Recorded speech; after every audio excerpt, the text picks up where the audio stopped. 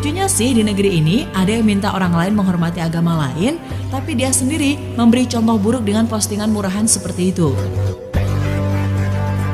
Roy Suryo, mantan menteri yang tidak hafal lagu Indonesia Raya dan namanya yang selalu dikaitkan dengan kasus Panci, kembali bikin ulah.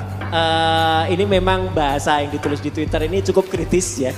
Kritis dan melaporkan itu sah-sah saja gitu. Saya tahu ini bukan buatan Roy Suryo, tapi pada saat dia memposting di akun media sosialnya dia, kehinaannya sama dengan yang mengedit.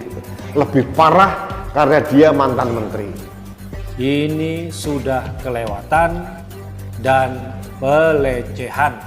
Buat apa dia mengagung-agungkan sebuah nama yang memang bisa dianggap sebagai lapisan elit dari Kesultanan Jogja? Pada saat yang bersamaan dia menghina sebuah adiluhung kebudayaan yang jaraknya mungkin cuma beberapa kilometer.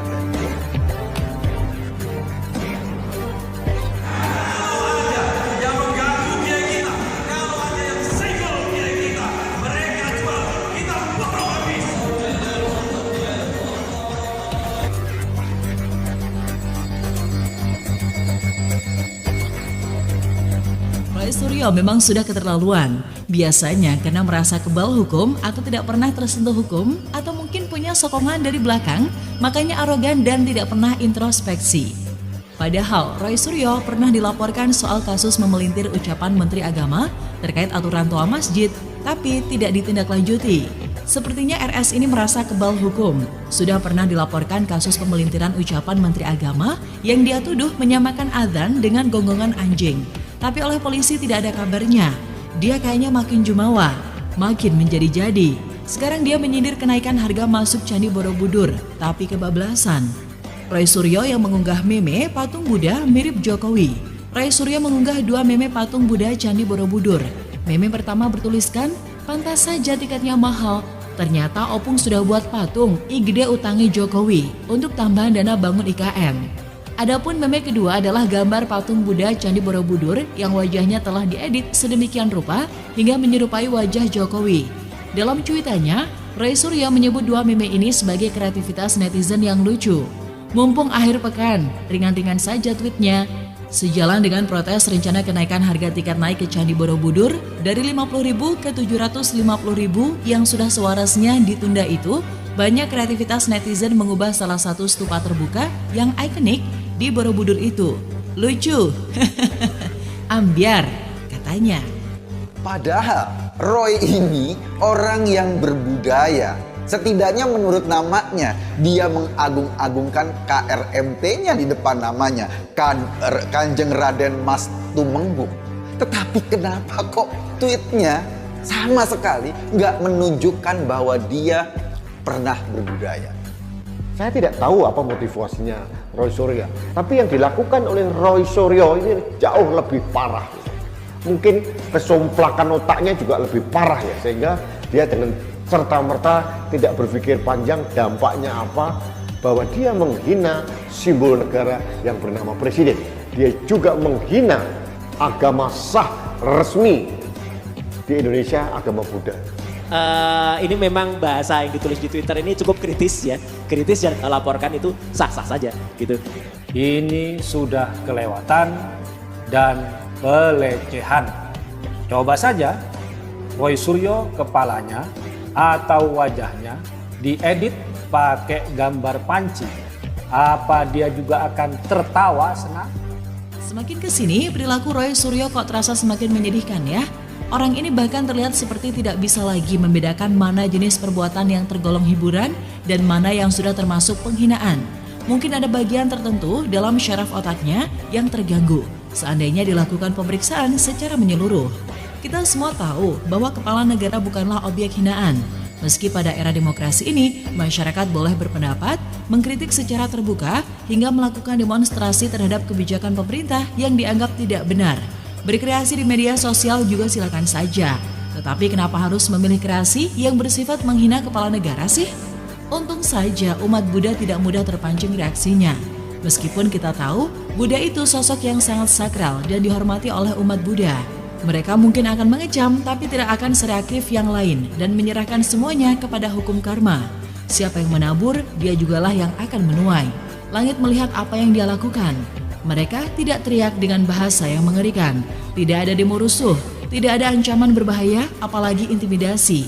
Paling hanya akan melaporkan jika dianggap melecehkan. Coba kalau agamanya diperlakukan seperti itu, dia mungkin ngamuk dan kebakaran jenggot. Walaupun bukan dia yang edit, tapi kalau ikut mengunggah, sama saja tidak etis dan keterlaluan. Apalagi dilakukan oleh mantan menteri. Seharusnya ini bisa dilaporkan ke polisi. Lagi pula dia kan sudah tidak berpartai, cuma modal terkenal saja. Itu pun karena masalah panci dan lupa lirik lagu Indonesia Raya. Dia itu mantan Menpora, mantan pejabat publik. Masa unggahannya begini? Mana adab sebagai mantan menteri? Tidak heran kalau dia tidak ada prestasinya saat menjabat sebagai menteri. Wong dari partai yang konyol sih, partai yang slogannya lawak, katakan tidak kepada korupsi. Kelakuannya sungguh mengenaskan. Apa tidak malu melakukan itu di saat dia memikul gelar bangsawan? Dia punya gelar kebangsawanan yaitu Kanjeng Raden Mas Tumenggung atau biasa disingkat KRMT, Suryonoto Diprojo. Gelar ini dari Pura Paku Alam Yogyakarta. Buat apa dia mengagung-agungkan sebuah nama yang memang bisa dianggap sebagai lapisan elit dari Kesultanan Jogja? Pada saat yang bersamaan dia menghina sebuah adiluhung kebudayaan yang jaraknya mungkin cuma beberapa kilometer dari Jogja. Saya tahu ini bukan buatan Roy Suryo, tapi pada saat dia memposting di akun media sosialnya dia, kehinaannya sama dengan yang mengedit. Lebih parah karena dia mantan menteri. Jadi sebenci-bencinya Roy Suryo terhadap Jokowi, tidak bisa dia memposting editan orang lain yang menghina Jokowi, tidak bisa. Kasihan sih kalau gue lihat orang-orang kayak gini akan menorehkan sejarah masa depannya dengan bukti-bukti yang lucu, bukti-bukti yang membuat nama dia dalam catatan sejarah jadi buruk. Jadi kalau kita searching Google sekarang tentang sebuah nama, Panci misalnya, keluar nama itu.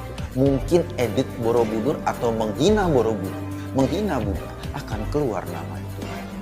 Coba pikir, punya gelar itu harusnya jaga adab dan perilaku. Kalau ada yang berpikir dia membela hak pengunjung candi, itu nonsen. Membela tapi menyindir seperti itu hanyalah reaksi dari kebenciannya terhadap pemerintah. Bukan soal memprotes kenaikan harga masuk candi, tapi untuk melampiaskan ketidaksukaannya. Dia menggunakan ini untuk kepentingan politik. Malah dengan entengnya bilang tweet ringan. Memang tangan terasa ringan saat mengetik, tapi bagi umat Buddha ini sebenarnya masalah serius. Meskipun kita tahu mereka tidak akan terlalu reaktif. Saya yakin umat Buddha cukup berbesar hati untuk menanggapi hal ini. Lucunya sih di negeri ini ada yang minta orang lain menghormati agama lain, tapi dia sendiri memberi contoh buruk dengan postingan murahan seperti itu. Pas jadi menteri aja tidak bisa nyanyikan lagu kebangsaan. Jadi apalagi sih yang bisa dilihat dari seorang Roy Suryo? Disindir soal panci, dia pasti ngamuk. Tapi dia bebas sindir orang lain ya? Hebat, plok plok plok. Kalau misalnya nanti dia dilaporkan dan masih juga tidak ditindaklanjuti, maka dia memang hebat. Mungkin karena hebat itulah dia berani bikin gaduh karena tahu bakal aman-aman saja. Gitu kan?